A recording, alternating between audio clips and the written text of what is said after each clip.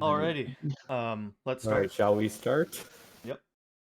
Alrighty. So welcome Hey. to our event today. So this is the Intro to Game Dev workshop. This will basically get you to dip your toes into like what would the process of programming a game essentially. I know a lot of you guys are first years, so obviously we don't expect you to know how to program already, or know exactly what I'm saying the whole time. So if you have questions, ask. You can follow along. I'm going to be doing a walkthrough essentially while I code. And you can code along if you want, but if you're more comfortable just watching and listening, then that's also fine too. We're recording this, so later on we can post this and I'll provide you guys with all the assets and the code for this. Yes, Matthew. It's great. Right? So if you don't understand what I'm saying completely, don't be scared. Most people like won't because you guys are in first year, right? We're not expecting you to know all of this. But yeah, I'm just showing you what it could look like, right? So let's get started with who I am. That's me in real life. This Jigglypuff. Um, I'm Wahid, or Wahid, however you want to pronounce it. I'm the vice president of the Video Game Design Club, which is the club that is hosting this workshop for you guys. And I'm also the vice president of the Computer Science Society. Connor here is the president of VGDC, and and Hello. Jeremy is the president of Computer Science Society. Um, Anywho, that's enough about me. So the purpose of today's like walkthrough is essentially just to show you the concept of game development. It's not supposed to be anything complex that we're going to show you today, but just to show you an example of a simple workflow, essentially, right? I'm going to walk through developing a game. I think you guys will like it.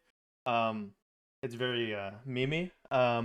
It's a play on Space Invaders, and I'm just gonna walk you through that. And later on through the year, we have a Discord server which I linked a few times up above that you can join. And if we have any other events throughout the year, you guys can attend those there.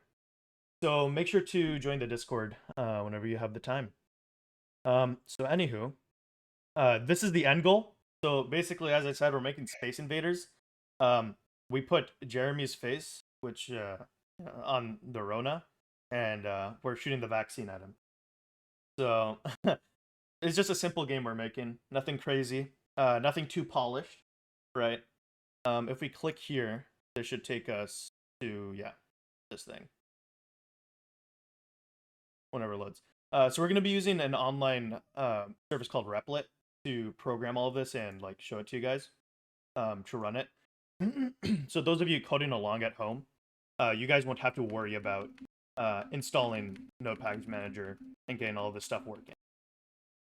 So as you can see, very simple game, right? And there's Connor. He's president of VGDC, and he looks at you with your final score. So nothing crazy, right? Obviously, it's your like if you're doing this along with me, you don't have to use the same assets I'm going to be using, right? You guys can use whatever you want. That's the purpose of that's game dev, right? You can do whatever you want with it. So yeah, let's leave this page. So okay, so let's get started. After this step, we'll leave the slides, and then I'll start doing the code along. But for the first step, you're gonna have to start using Replit if you're coding along with me. So for creating your Replit project, first off, you're gonna have to make an account, right? That's pretty obvious. There'll be like if you guys see that. In the top right here, there'll be a login sign up thing. Create an account, use Google or whatnot, right? And you'll be able to make an account. And then from there, what we're gonna do is for anybody who's following along, just make your account quickly. Let me know if I need to slow down.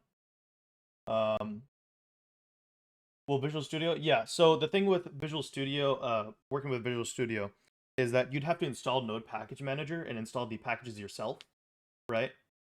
Thank you, Jeremy, for linking that. That's Replit, by the way, if you need to make your account. Yeah, so you can use Visual Studio, but you just have to install the packages locally, and then everything would run off of your computer. the easy thing about Replit is since not everybody here might know how to program and whatnot, it's just easier to use an online service for it. Um, Plus, you can share your games from this really easily. You can like give somebody a link, and they'll be able to open it and play your game, just in the browser. Um, but yeah, so hopefully you guys should be done making your accounts, for this. From there, we're gonna be using a framework called Kaboom.js. Um, it's JavaScript, um, and it's pretty good for making simple games. It has a website, kaboomjs.com. Here, let's see, kaboomjs.com. And this has all the documentation, so, like POS, it has all of these examples. You get the idea, right? Um, so something really important for, especially for those who haven't programmed before, is documentation. So a lot of stuff that you're going to be working on and programming, especially in game design, game dev stuff, since you're going to be using a lot of, like engines and frameworks and whatnot. A lot of this stuff you're going to have to look up the documentation for all of that. So it's just something good to know, how to navigate documentation and read what you need.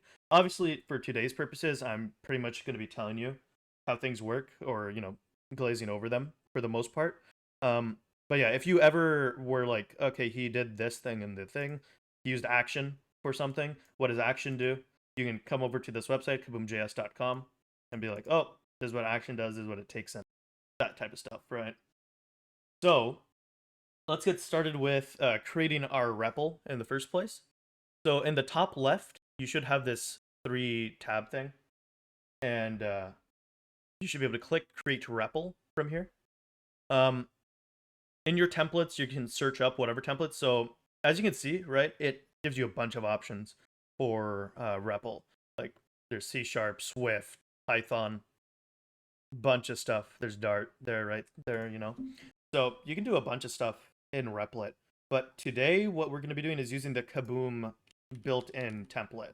So you could use this one right here, but I prefer the beta version, since the normal version has a bunch of stuff that we won't need in it. So this will be simpler to show you guys. So right from here, you have this thing. You can click it right there, and it'll select it. It'll create a title for you. You can rename this, or you can just keep it respectful, quirky degree, or whatever it makes for you, right? I'll rename this to Connor is Pog. Right. And these are by default public, so don't worry about it. And then from here, you can just create your REPL, and it'll actually create this whole environment for you. Let's give it a second. There we go. So right now, you should see this screen that we're looking at, this conf.json. You can switch to, so you have your scenes tab. So for the Kaboom template, it gives you a bunch of like default folders, right? So you have your scenes folder, which is basically, you can think of it as a screen, right? That you're going to be seeing. Your sprites template is where all your assets for like, pixel art, whatnot, animations, whatever. All of that would go into sprites. Sounds obviously would have sounds. Yeah, exactly. It's just a simple, just JS 2D engine thing. And using Replit is just really easy to just have it hosted online. You could host it on your own website and stuff. But yeah, this is just easy for everybody to do. Make the text a bit bigger. I think, here, once. Let's see if I can do this in settings. Font size. Large. Is that better? Yeah. Yeah, we're making a play on Space Invaders. So since we're making it ourselves, right, we don't really have to follow any rules, right? So we're gonna be making a game where we blow up germs, as we call them, with vaccine droplet. You know. Okay. So now you should be at this scene. So if you click on main under scenes, right, you'll come to this like empty file that you can like type stuff in, right? Test, right? Okay, so let's just get started with these sprites then. I'm gonna send you guys a file in chat in WW General. for those following along, you can download that, unzip that, and you'll get these 4 images that we're going to be using for our game. So we have Germ right here. This is going to be like the Space Invader. This is our CSS president, Handsome Coronavirus Particle. This is Connor, VP of VGDC, just looking at you with red eyes. You have your vaccine syringe and vaccine droplet as well. Oh, sorry, president. Bad. Yeah. So the assets are already made? Yes. I made them for you. Obviously, if you want, you can use your own assets, right? Nothing's stopping you. But if you want to follow along with what I'm doing exactly, then those are the assets. You can always play with the numbers yourself when you're programming and stuff. Play with the assets. Right. If you want to make the Space Invaders a little bit faster, you can do that on your own, right? It's your game after all, right? Nobody's telling you how to do it. Yeah, but for me, I'm going to be using these files, so we're just going to take these. You can drag them under sprites like that. And that should be good. We can close that now. Okay. So, right. So I'm about to get to that. So these are our 4 sprites that we're importing in. We're going to make one more sprite using the site's built-in sprite maker. And what this will be is the walls next to the, right here, next to the, that block the coronavirus particle thing, the germs, right? So we're going to make a tile for that. So for now, what we're going to do is press the plus button, right? It'll open up this menu right here. We're going to call it wall. And I'm going to make the width 32 by 32 and press create. Dark theme, let me see. I don't remember how I turned it on. Oh, right here. If you go into settings, the 4th thing here, you should be able to go to theme and then either light, for the flashbang, or dark. So, yeah. Yeah. So here, back to the sprites. We're going to add one. We're going to call it wall. We're going to make it 32 by 32.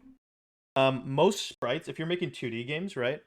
Most sprites will either be 8 by 8, 16 by 16, 32 by 32, or 64 by 64.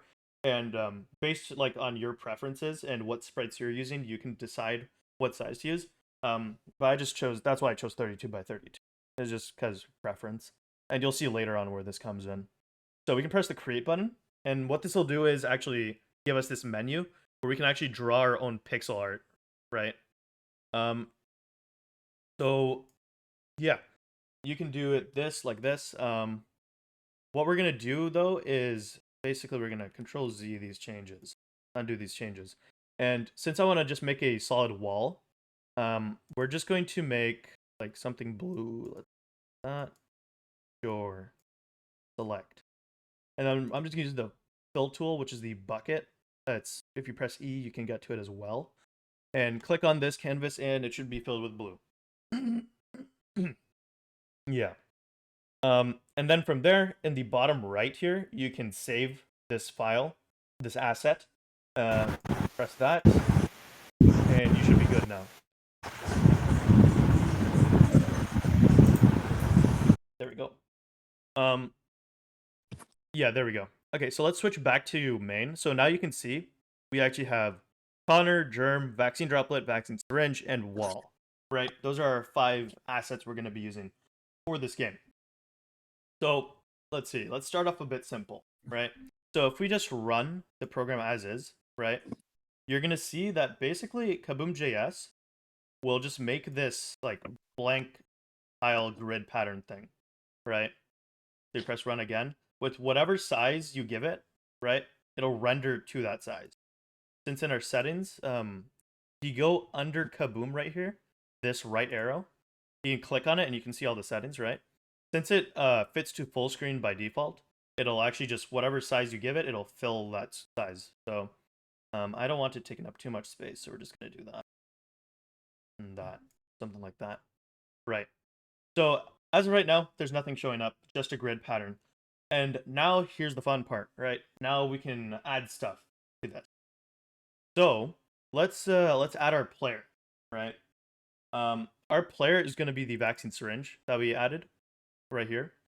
It's going to be the thing that's going to shoot out all the droplets, right? The bullets, if you want to call them that.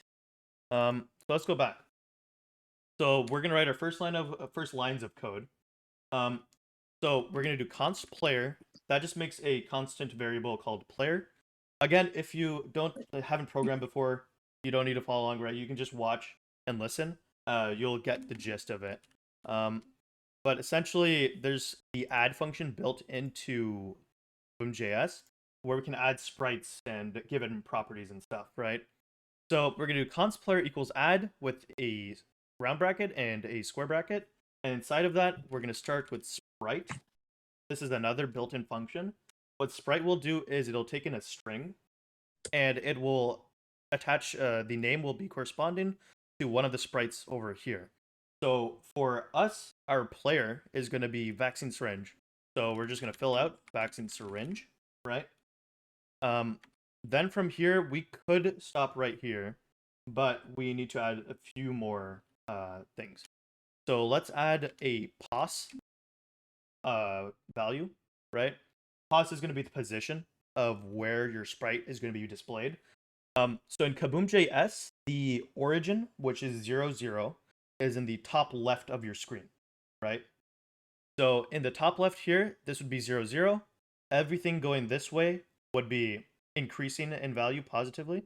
And then everything this way would be increasing in positively in value for y. So this is x, this is y. Yeah? So let's just give it a position. Let's say like 20, 20, right? And see what it does from here. So if we just run this, you'll just see our big syringe thing. So obviously this is too big, right? You're just seeing the top of it. So what we can do is pass in another property to the same player object, right? And we can pass in a scale size. Yeah. You can scale the actual size of the object. So for this, I've already so you'll see me pulling out these numbers out of nowhere almost. But these are numbers I've like predetermined. So usually you would like play around. You'd like set it to 0.1 or something and be like, oh, what is that? Or 0.6, let's say, right? So you'd be like, what does that look like? And then it's like, oh, more of it's visible. And then you'd be like, okay, you get the idea, right? So for me, I found that 0.06 was good scaling for this specific sprite. And as you can see there, now we have our syringe right there. We'll just call it the player from now on, right? We have our player right there at 2020 on the grid. Thank you. Okay. So from here, so we have this, right? But obviously, if we click into this window, we move our arrow keys, we press space, whatnot, right? Obviously, it's not going to do anything, right? So what we need to do is, for Space Invaders, we need to make him move from left to right? In those two directions. So along our x-axis. And there's a built-in way to do that in Kaboom.js. We're going to use a function called keydown. What keydown does is it'll basically check for whichever key you specified if it is being clicked. So for our case, let's say we want to move our player right. We'll check for a right input, right, which would be the right arrow key in our case. Then from here, this part might be a little bit confusing for a lot, but essentially you can think of this as a function. Basically, whenever the key right is pressed down, we could scale the syringe sprite on one axis differently than the other. Yes, you could. You would use vectors for that. If we look into here, scale. If you go to scale here, you can see that in the documentation it'll tell you also accepts vec2, 2, or you can pass in two separate numbers, which it doesn't show in here. The documentation for this isn't the best, so some of it might be, trial and error, but it has most of the stuff in here. So yeah, you could make it stretched and whatnot. Yeah. So we have key down right. So basically what we're saying is whenever we press the right arrow key, we're going to do this function right here in this curly brace, right? So now we can write down what we want to do. There's a built-in function for sprites and stuff in Kaboom.js, the .move function. So we can actually utilize that. We already have our player object defined, right? So now we can do something with him, with it, right? So player.move, that's built in, right? Let's say, I don't know, 100. So this would be our X and our Y, right? So this right here is X. This right here is the Y value, right? So we're going to do player.move 100, 0. And we're just going to run this as is and see what happens. So this compiles, and now when I press the right arrow key, or if I hold it, our player is going to move to the right. So as you can see, it's that easy, right? You just had to write what, another line, right? Like but the thing is, if I try to move left, nothing happens. So same thing we would do for right, we would do for left, except we'd switch the values. So let's do that. So we have our key down right here. So let's copy it here. We can change this value to left. And now this is checking for left arrow key. So whenever we press the left arrow key, it will execute this code within the curly braces. And since moving to the right is a positive value, so we did positive 100, now we want to move left, negative, right? So it become negative 100. Right? There you go. Negative 100 right there. And then once we run this, now we should be able to move left and right on our player. But now let's say I want to change these values, right? I want to change this one to 200. So I can change this to 200, right? But then I would also have to come here to change this to 200. Yeah, you can also use WASD. Yeah. You just gotta put it inside this in these quotations. So that's like later on, when you're doing more with your arrow keys and movement and stuff, right? You'd probably want to use a variable for this. So that's what we're gonna do. We're gonna name a constant called move speed. We're gonna set it to 200, right? And then from here, you can just substitute all these numbers for move speed.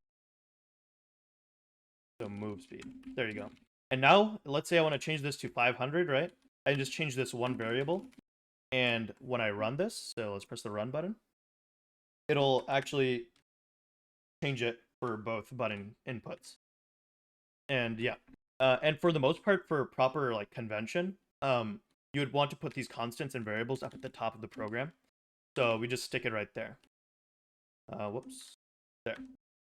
So we're just going to stick move speed right there. We're going to keep it at, let's say, 200. I think that's a good run it. Let's see. Yeah, I mean, that's about good. You might see some stuttering on Replit. That's just because it's using an online like CPU thing to run your program. So don't worry about it too much. If you run this locally or on your own web server, whenever you do, like if you host this, then it'd be a bit faster. But yeah. So right now we got this like right how we want it. Right now, I'm just gonna set the position properly for what we're gonna want it in the end. So there's a method called, or a function called width in Kaboom.js, and that gives you the width of the screen. So we can use that. So we're basically going to want to like try to center it, basically. We're just gonna do width divided by 2, and then height divided by 2. Whoops, height divided by 2, plus 100. Just don't think about too much about these numbers. Like, you're probably going to do this with trial and error.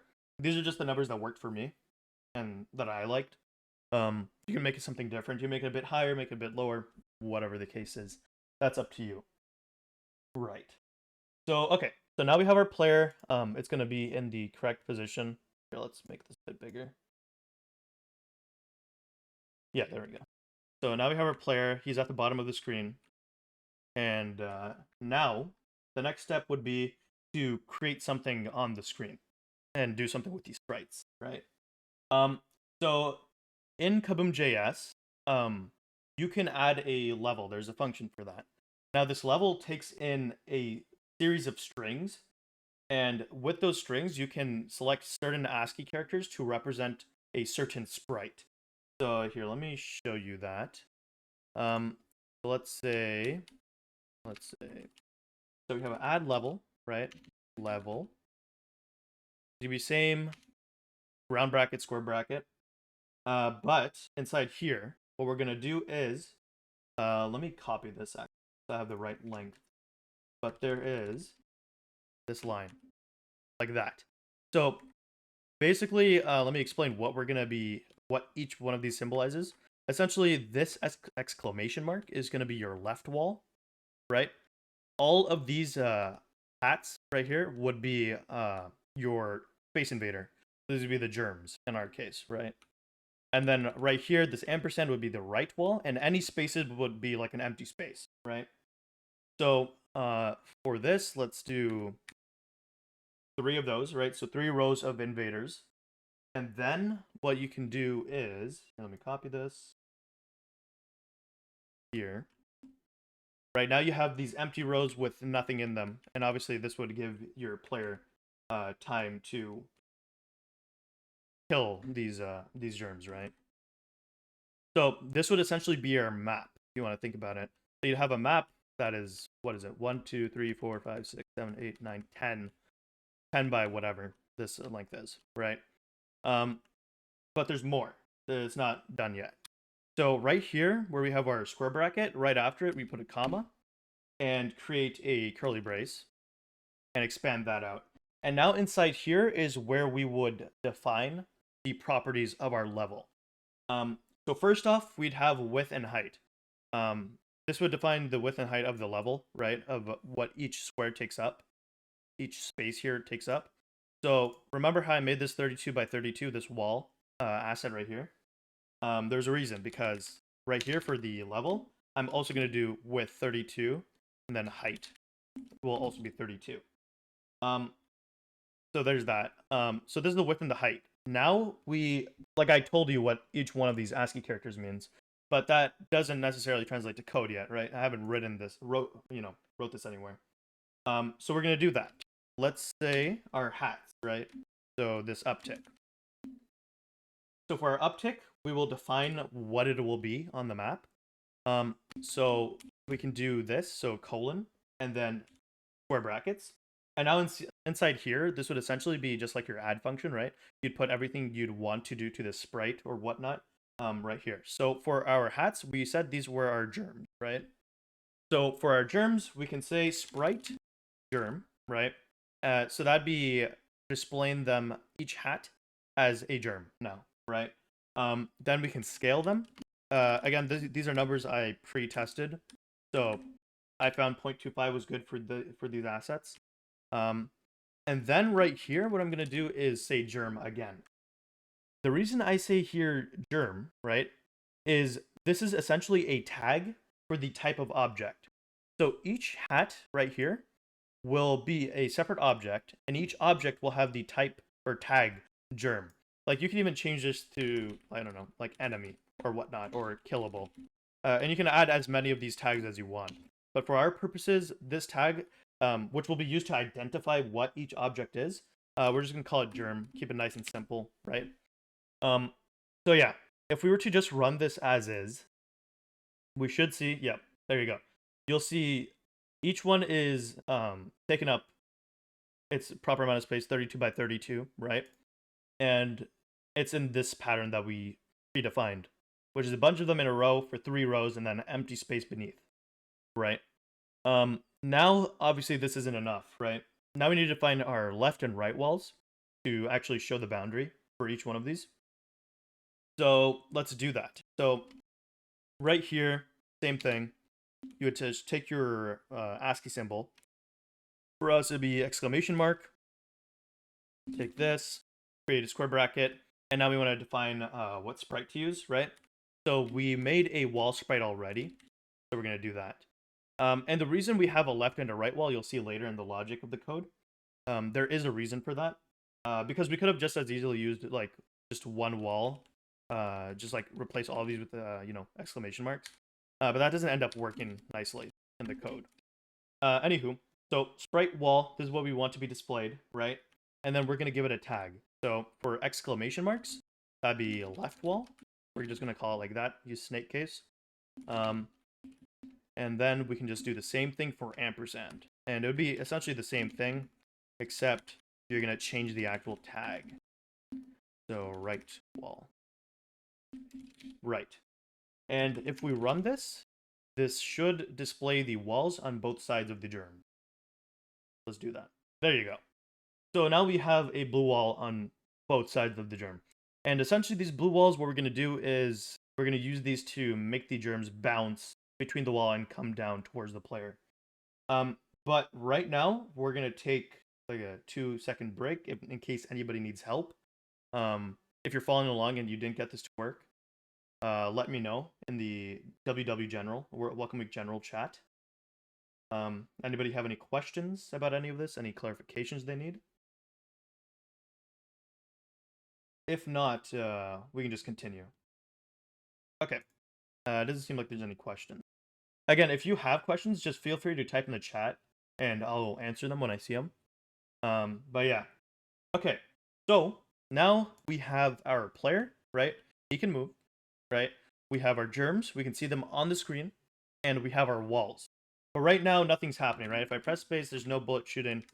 The germs aren't moving, and nothing's happening. So what we're going to do is make the germs move. And now you'll see where this this tag right here comes into play. So there's a built-in function in I almost said Java 3D in Kaboom.js. So let's do this. There's a function called action.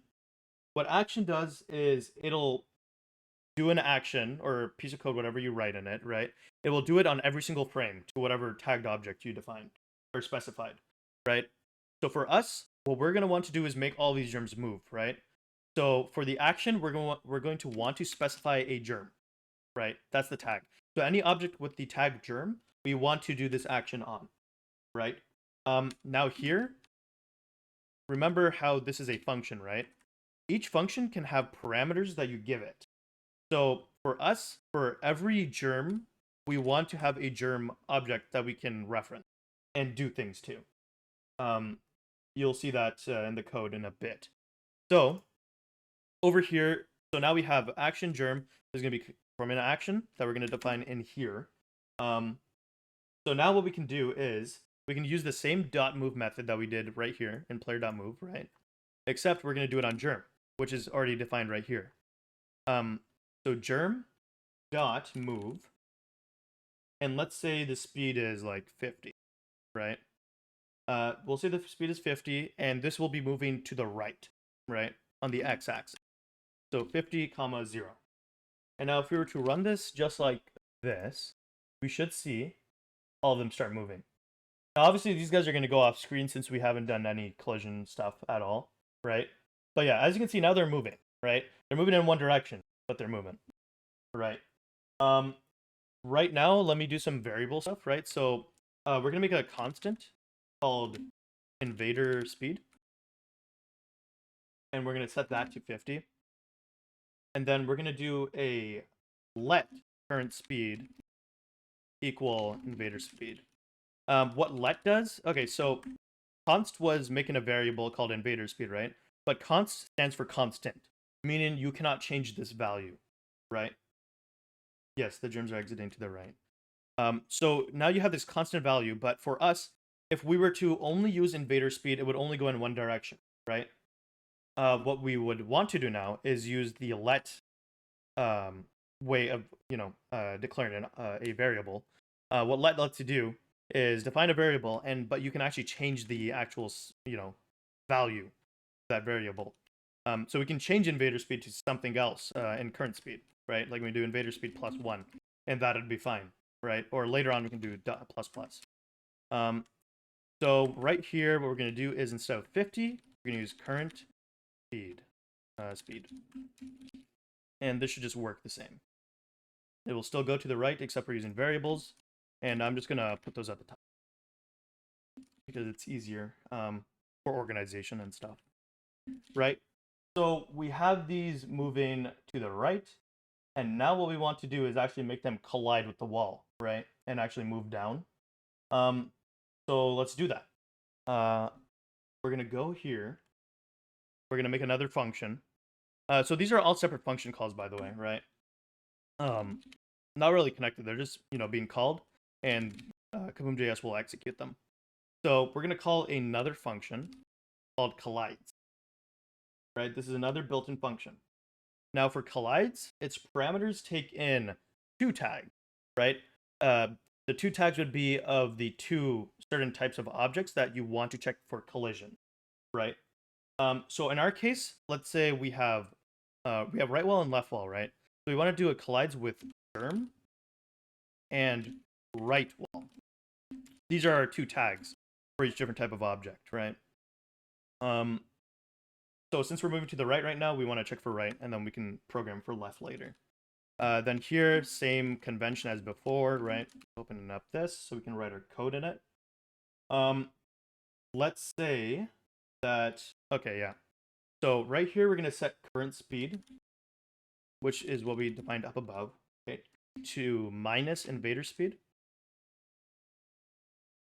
Because, okay, so essentially what's happening here is, right, germ collides with the right wall. We want to switch the direction, right? We don't want it to stay going right. We want it to go to the left, right? And right here, just with this code, we should, with this one line, right, where we reverse the speed in the opposite direction, we should see a reversal. Yeah. Now we have germ going to the left after it bounces off the right wall, right? But obviously it's not going to move down yet. So what we can do is add that code in as well. So there's another function. We're going to call a function within a function, essentially, right? So inside this collides function, there is a function we can call called every. What every does is you can give it a tag. So in our case, it'd be germ, right? You can give it a tag, and it essentially execute code for you on every single object that exists with the tag germ, right? So you have germ. We're going to be using that to move them down, right? So we would need to pass in that we want this object so we can reference it. Right? And right here, what we would do is something simple as germ.move. So instead of, yeah, if all walls have the tag wall, could we do current speed equals minus current speed? Yeah, so I tried that, right? What happens is basically you'll have it start split. So during the collision, you have multiple germs collide, and it would flip-flop between 50, minus 50, and 50. That's where current speed is at. And you would have cases where you would go through the wall continuously, and that would just make you go through. So yeah, like in theory, that would work. There are ways, like if we were to do, instead of just like, right now we have it moving smoothly, right? If you were to do, just like how a normal pixel game would work, where it'd be like 32 by 32, right? And then you'd move another 32 by 32 to the right, it wouldn't actually be a smooth animation. Then you could do some checking there, like some extra conditions, and do it that way. But yeah, I did try that. That's why I made two separate walls for this. But yeah, that definitely would work. It just doesn't end up working on Kaboom like for this use case. But yeah, that would work normally. It makes sense that would work, right? Anywho, so we're using the move method again. And remember how move is X and Y. So if you want to move down, we can just do, instead of move the first coordinate, we can do move on the second one. So we can just do like 150. Why doesn't what work? Oh, the current speed equals minus current speed? I'm assuming that what happens is we have multiple walls, right? And since it's the 32 by 32, you have multiple germs colliding with multiple walls, right? And so when you do the current speed equals minus current speed, it would flip them over and over. So it would go 50 minus 50, 50 minus 50, right? And then that would make you go through the wall because you would end up at 50 again, right? So it'd keep on going through. And they would just pass through the wall from there. But yeah. So, okay. So right here, we're going to do germ.move 0, 150. And remember, since the origin is in the top left, positive value would make the y go, or down. Would make the germs go down on the y-axis. If you look here, you see how they move down. And obviously we haven't programmed left collision yet. But they go down now from the right when they collide the wall, which is what we want. And now for the left wall, it's as simple as basically you would copy this right here. You would change it so that instead of germ colliding with right wall, it would collide with left wall. Right? And instead of current speed equal to minus invader speed, you just do invader speed. And you would still be moving down 150. Let's run that. And as you can see now, we have our germs move in side to side forever. And now you can play with these numbers. So let's do this real quick before I forget. For the move down speed, let's define a constant for that as well. The const move down, or yeah, I'll level down. That's what I called it before. So do 150. Let's paste that there and remove these. So this would be a level down, level down. Alrighty, that should work. Yeah. Alrighty. So now we have our germs moving down. We can move left to right, but obviously nothing happens when the germs collide with us, right? So we can now program that. Let's see. Okay, so first off, before we do any of that stuff, let's introduce our layers. So when you're doing 2D games especially, right? You have layers, right? Because you have different 2D assets on each layer to create more complex images, essentially, right? For that, you would need layering. So for our instance, we're not doing anything crazy, right? So all we can do is basically create a UI layer and an object layer, right? So our UI layer would just have our like UI interface, so our points that we're gonna have, they're gonna be implementing, right? And we're gonna have our object layer, which will have everything else on it. So let's create that layer, layer in system right now. So right here, we can just say layer. We'll name our two layers. So one of them we'll call objects, which is for everything by default, right? Which we will define. And then UI layer. So we have our objects and our UI. Then after the square brackets, we would say objects. And what this says is for our player, for our germs and whatnot, our walls, right? It would make objects the default layer, even if we did not specify layer in it, right? Because right here for player, we don't specify a layer, property, but we're telling it here use objects as the default layer if not specified, which is pretty useful. So for our UI, we want our score on it. So let's create a score. So we're going to be creating another object here. And if you notice, I'm trying to organize my code as best as possible, right? Keeping things in the same or in together that are alike. So since we're making another object, visible object, I'll define it up here. Oh, whoops. There. Okay, for this, there is a built-in. So before we would use Sprite, right, to create an image. In Kaboom.js, if you want text, you just call a function called text. So as you can see, it's really self-explanatory, right? It's very simple. And we can make the default text just, 0 for now. Make the position. Again, this is a position I predetermined. So you would usually need to do trial and error, figure out what you want to see, right? Or where you want it to be. But I found that 30 and height minus 20 worked well for me, right? Here, let me add the commas before I forget. Now here is where we define our layer. And for us, we do not want our layer to be the object layer. So it's not on the same layer because that means you could have it so that your player is overlapping your actual score. So what we're going to say is layer UI, right? So now this is going to put this on the UI layer. We're going to scale this by 2 just because I liked how it looked. And now here is going to be something a bit different. Essentially what we're doing here inside these curly braces is we're defining variables or values that the score object will hold. So for us, we want to be counting the score, right? So obviously we're going to make a variable that can hold that score. So we'll call it value, for instance, right? And the way we define it is just doing a colon and then the number we want it to. Right. So we'll just define value to have 0 by default. So if we were to just run this as is, we should see the score somewhere on the screen. Right there. bottom left, you'll see score.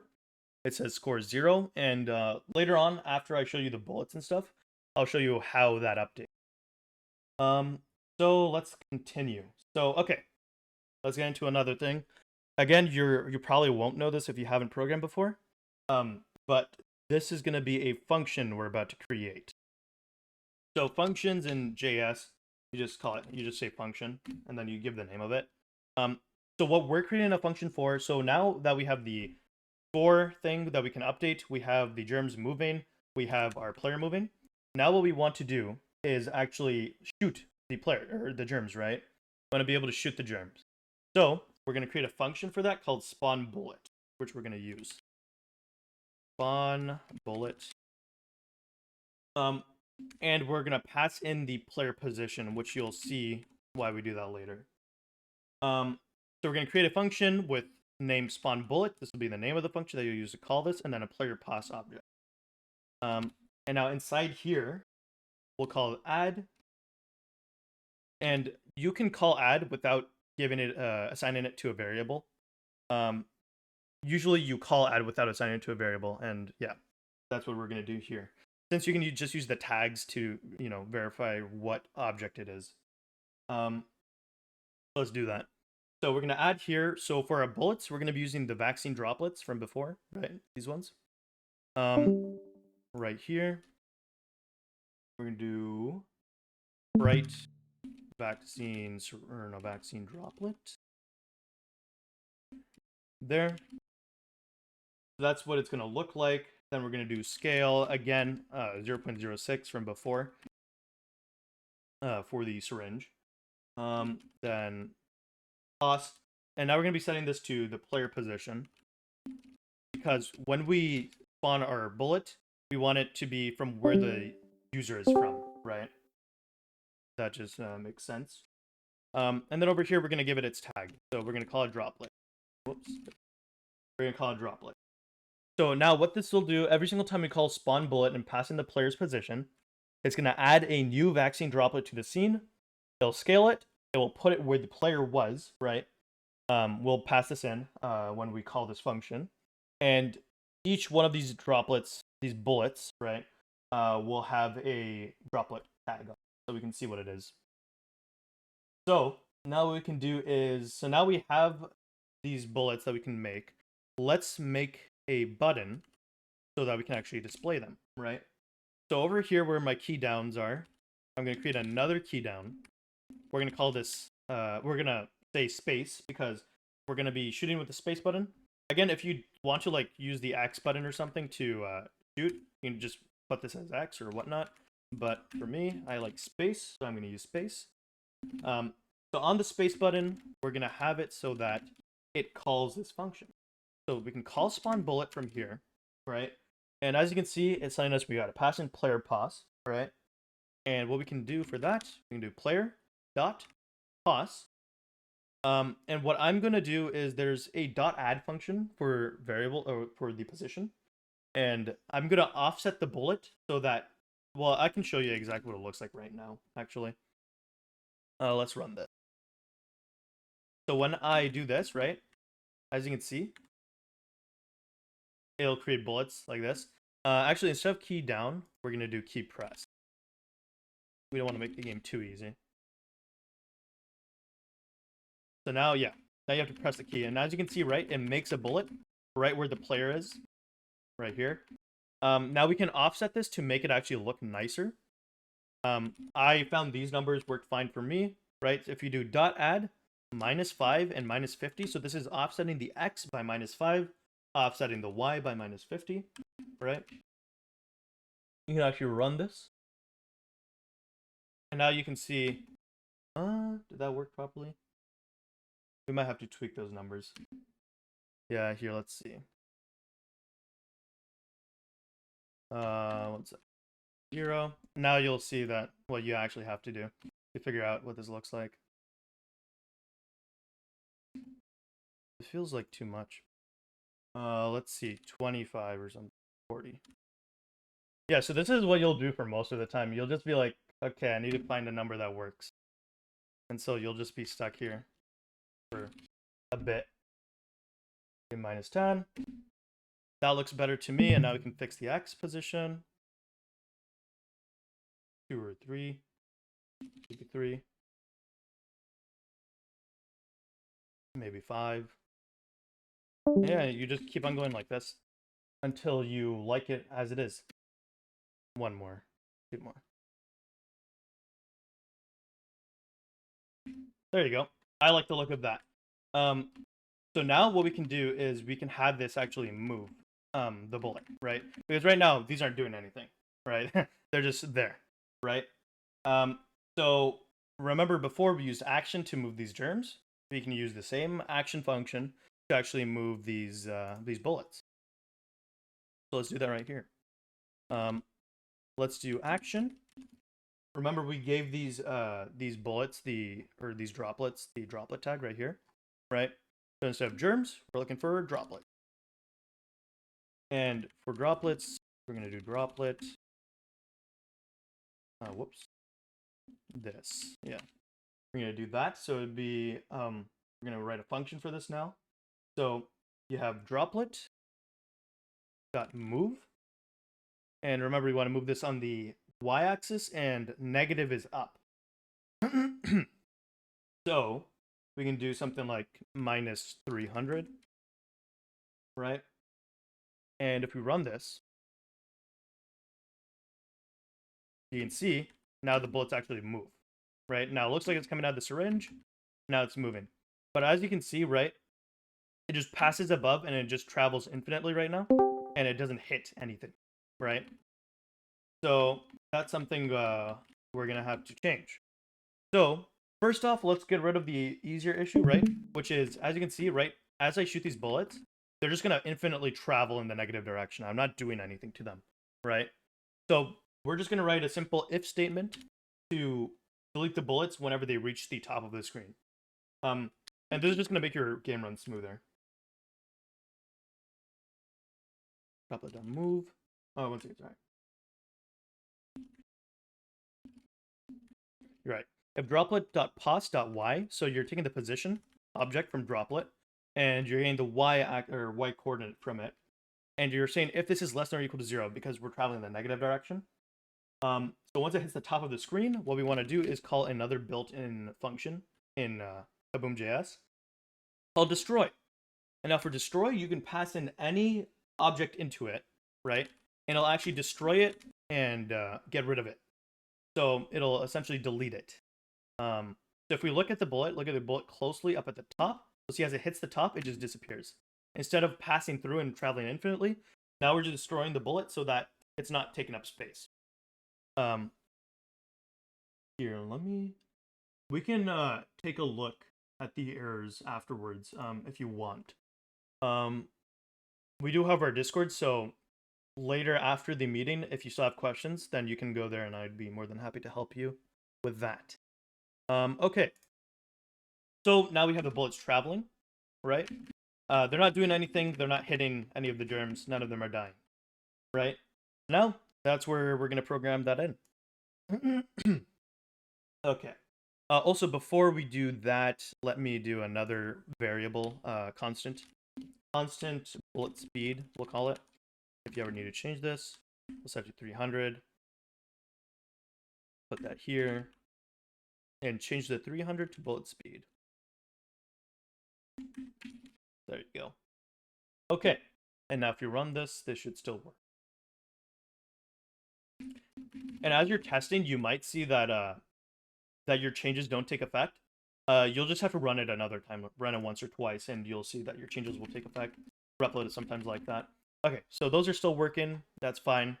Now let's do collision with the germs and the actual bullets, right? So we have collides again. In this one we used overlaps. Yeah, let's do overlaps instead. So you have either collides or overlaps for like collision checking. I'm just showing you both of them just cause. So we'll use overlaps here. So we want to check if germ and if the droplet is overlapping, right? And in here, what we can do is we can get both the germ and the droplet as objects that we can reference, right? So we just pass germ and droplet as the names of each object. as we want to access them. And now we can write our function for this. So, okay, whenever a bullet hits a germ, right, what we want to do is destroy the germ, right? Remember how we destroyed the droplets? Germ is another object, another sprite object, so we can actually destroy that as well. And when a bullet hits a germ, we also want the bullet to be destroyed. So our first two lines, very obviously, would be destroy germ, and then destroy droplet. Whoops, droplet. We do that, right? So now when we shoot, each germ that gets hit, both the bullet and the germ will actually disappear. But as you can see, this is pretty like basic, right? Because the score isn't increasing. If I kill all of these droplets, let's say, or sorry, germs,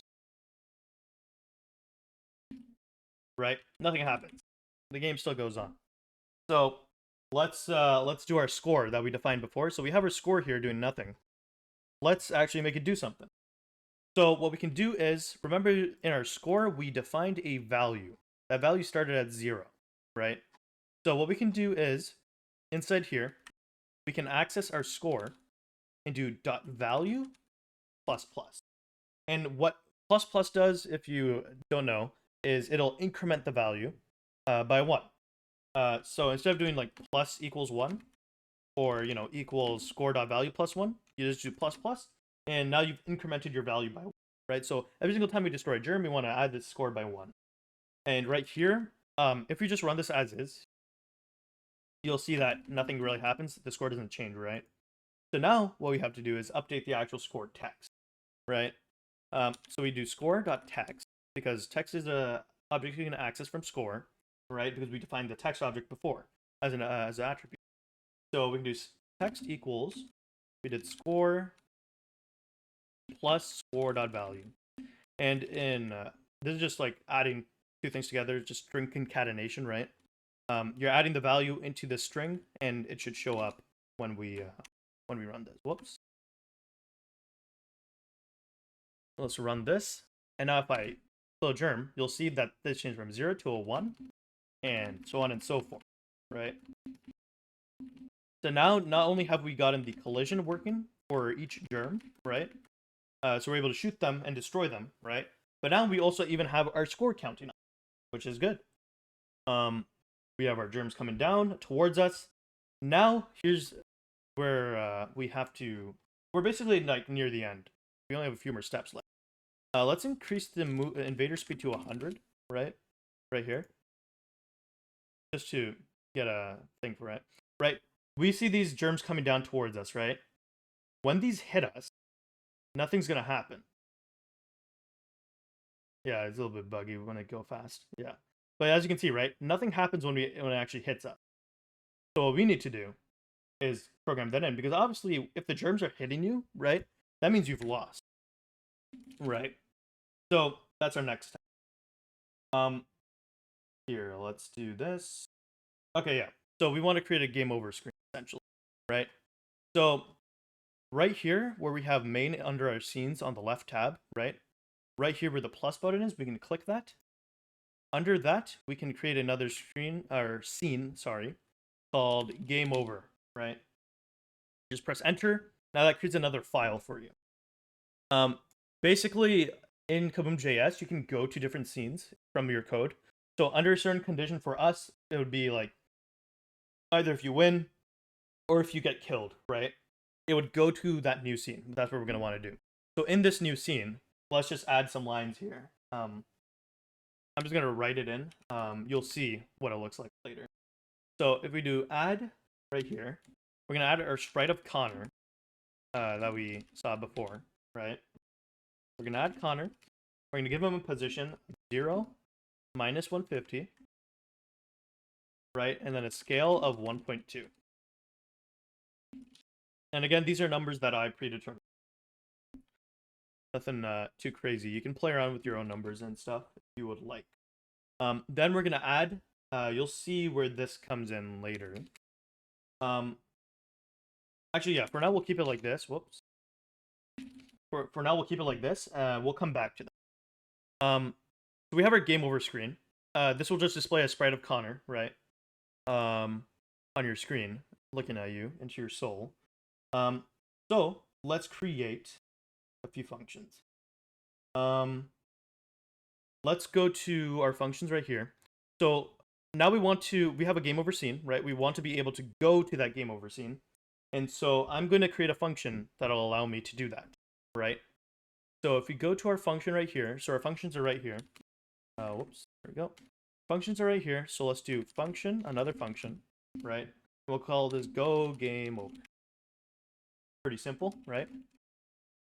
And then what we're going to do here is there's a built-in function called go in Kaboom.js, and this allows you to go to any scene. And the same way you do for a sprite, right? You would just put the name of the scene in quotation marks, and it would access it for you, right? So go game over, right? And then in here, so whenever you go to a scene, you can also pass information onto it. So the way you would go about doing that is do comma, you do curly braces, and inside here you would start defining what variables you want. So let's say we want a variable called score because we want to be able to display the final score, right? We can just do score, colon, and then score.value. And now what this would do is it would pass in a variable score to the game over scene, and this score would be this value of score that we have right here in our bottom left, right? So pretty simple function. Okay, so now we can actually go back here to implement this part of it. So we want to actually display the text for that, and we want to be able to access the score that we just passed in through that go game over function, right? So we're going to do another add. This time we're going to do text again, right? This is just the words I wrote. You can change what the text says. But yeah. So that's my string. \n, by the way, if you don't know, is just a new line. Nothing crazy. And the way you would access your score variable that we just passed in is args.score, right? And let's say you had another variable called like lives or something, right? Or combo or whatever. You just replace args.score instead of score, it'd be like combo or whatnot, right? So in our case, it's just and then for the text, before I showed you, right, that text didn't take any other parameters, just the text. But for text, you can also define size. So for us, for this game, I decided to do 50 because that just worked for me. We have this right here.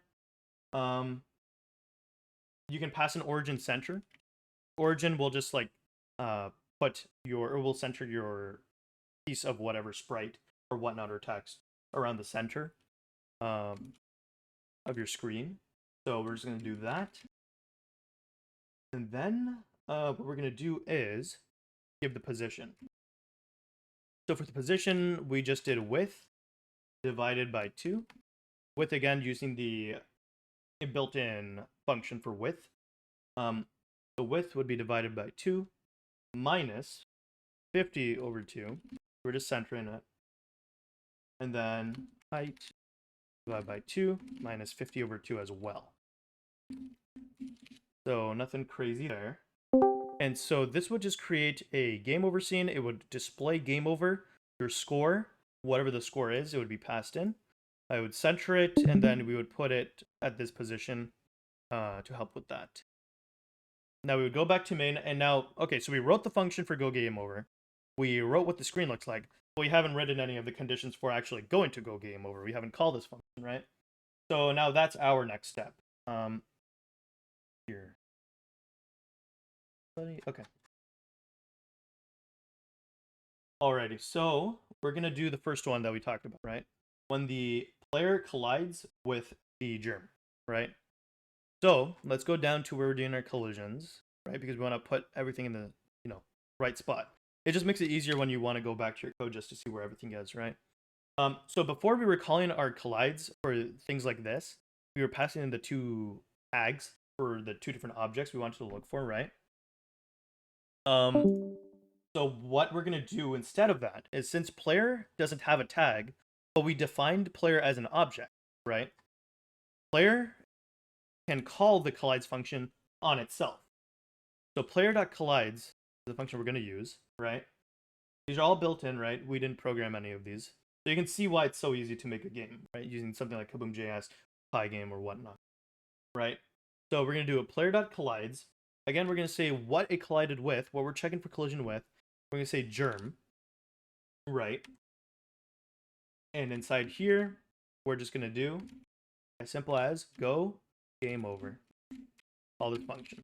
Function takes no parameters, so this should be good. Let me make the invader speed like 100 again. This will be a bit buggy, but once it collides with this, you'll see that it should work. So we'll just wait for it to come hit us. It'll eventually hit us, and then boom. Game over. Score 0. As you can see, Connor's just looking at us. Pretty good. So that's our first condition.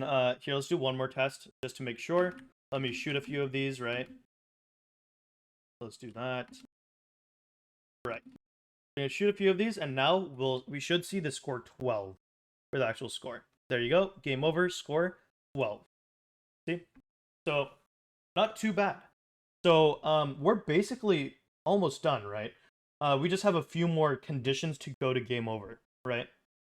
So the next condition would be if let's say in this scenario, right? Let's say I clear out all of these, like in the middle, like that. Obviously, if I just stand like this, right, and these keep on coming down towards me, they're just gonna pass the end of the screen, and it'll never go game over, right?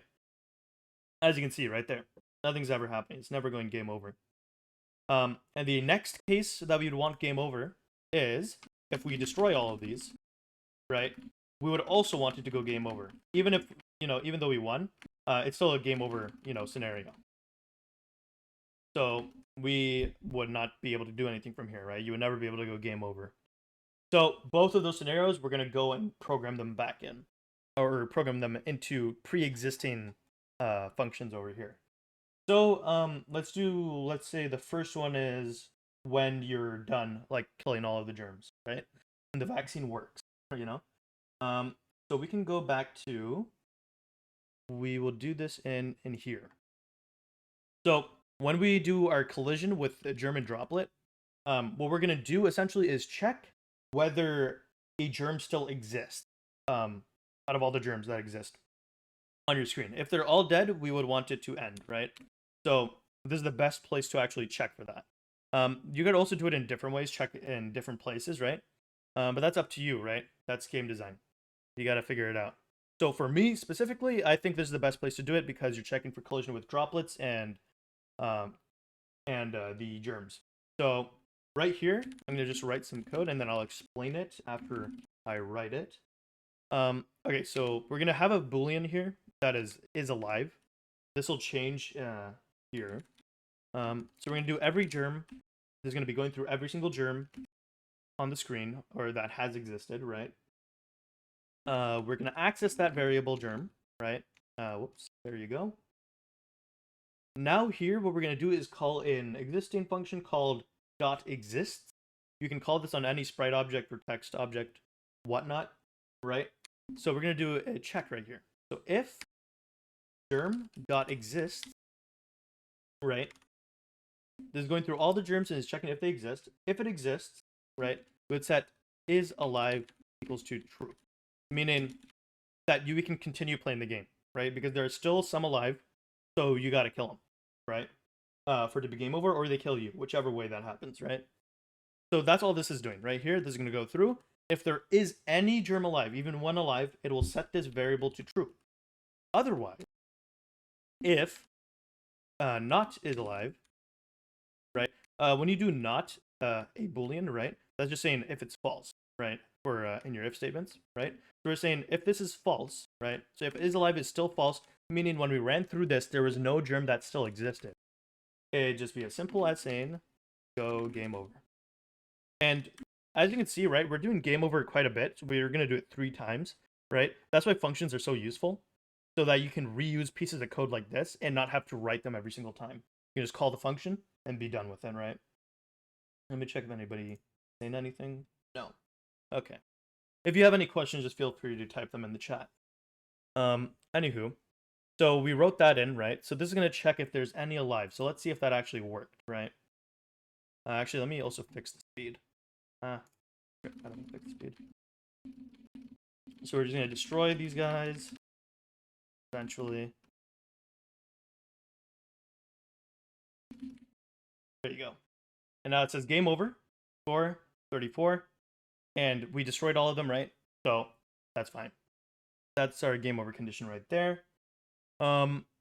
We've already done the game over condition for this, and now we would want to do the final game over condition, which is if the actual germs go past this. So here, where we go.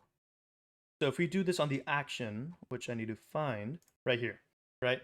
So when we do action germ.move current speed. Is it this one? It's the move down one. Let me find where this is. There we go. Right here. These two right here. Okay. So what we can do is do for this one, action germ and speed. Okay, I did do it in this. Okay. That works. Okay, in here, what we can do is if we do another if statement, right? If germ.pos.y is more than the height, right? Height is the built-in function, right? So whenever the bottomest row of germs pass through completely the bottom, right? We would just end the game there. You just do or go game over right here. So yeah, that should be it for this. So let's test that out. Run it a few times. Let's create a space here just to see. Okay, now whenever this makes its way down, we should be able to see if this actually works. As you see, it's a bit buggy the faster you go. Yeah. So that works, right? So it passes down the bottom. It causes game over. Let's change it back to 50. And that's that. So that's the whole game right there. We just programmed it from scratch in what? An hour and not even an hour and 15. Like an hour and 12 minutes or something. So this is a very simple example of a game. And now, like, for this game, right, if you wanted to share this, right, let's say you created this on REPL, want to share this, you can open up another screen and you can share it with a friend, right? And what they'd see is something like this. And they'd be able to run your code right here. And now we see our actual game. We would have to fix the, the player, what position it's at. As you can see, you can play this in the browser with your friends, do whatever you want. Kill this germ. And you have Connor staring at you. This is the best part. Yeah, here, how do you do that?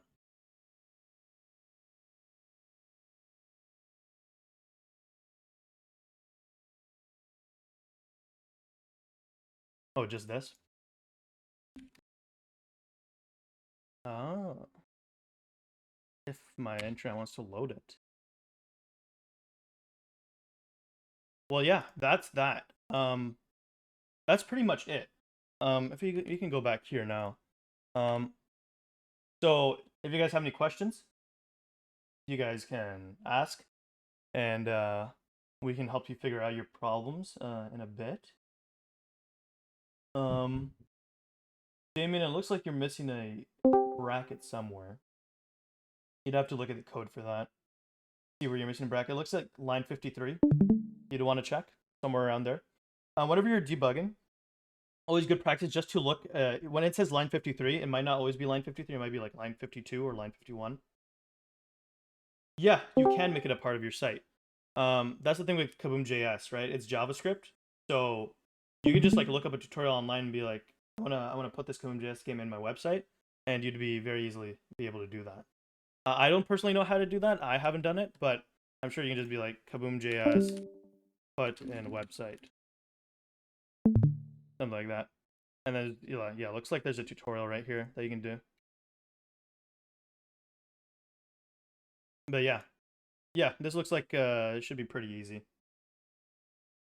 Yeah, Germ saying download the files you can host right on GitHub pages.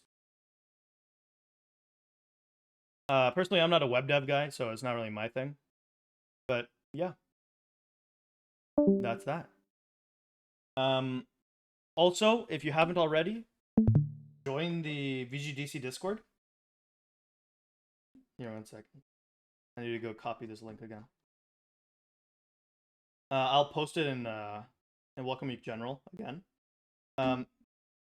It's a pretty good place. We're going to be doing a lot of stuff in the upcoming year. If you guys want to work on games or discuss game ideas or like art stuff, whatnot, right? Yeah, eventually we will be working with 3D stuff. It depends on what people want, right? If you have you want to learn 3D stuff, right? Then you can come to the VGDC Discord, make that known to us, and we can look at it. If you also want to like volunteer to do workshops or whatnot, if you guys want to run stuff or you guys want to work on projects with other people, that's the best place to talk about it. But yeah, that's about it from me. So if you guys have any other questions, you guys can ask them. If you want to ask them later, you can do so in the VGDC Discord. Stay tuned for other events happening later on this week. We have their t-shirt pickup on Friday and stuff, so make sure you come out for that if you're able to. But yeah, about it.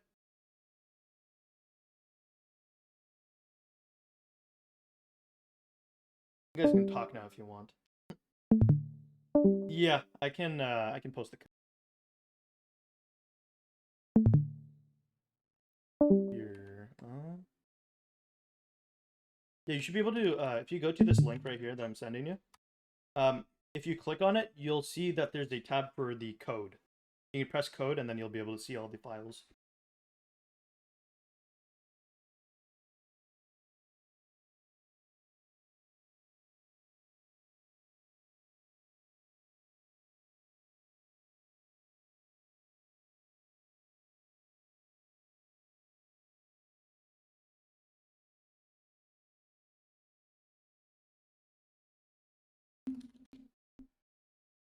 Here, I can end the recording now.